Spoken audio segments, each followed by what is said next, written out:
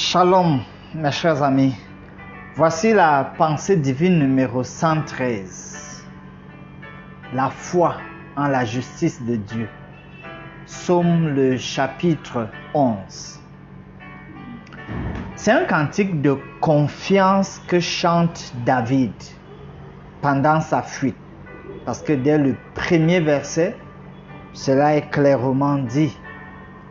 Une fuite, probablement en fuyant le roi Saül, ou même lorsqu'il était dans le désert de Ziph, après avoir reçu la visite d'encouragement de Jonathan, son ami.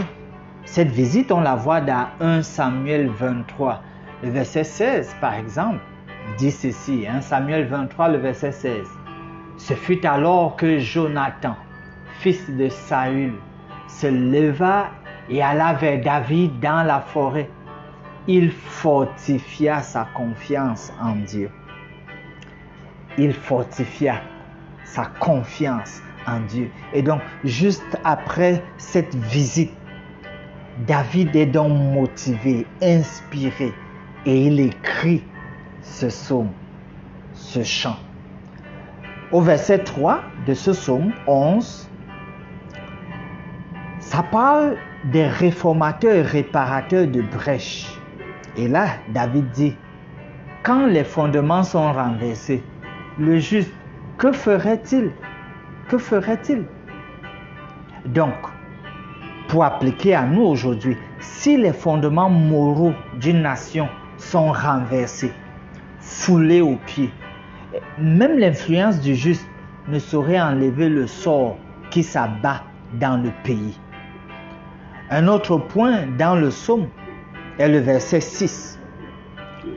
On est habitué au verset qui dit que Dieu fait pleuvoir sur les bons et sur les méchants. On est habitué à ces versets. Mais ce verset 6 spécifie le genre de pluie qui tombe seulement sur les méchants.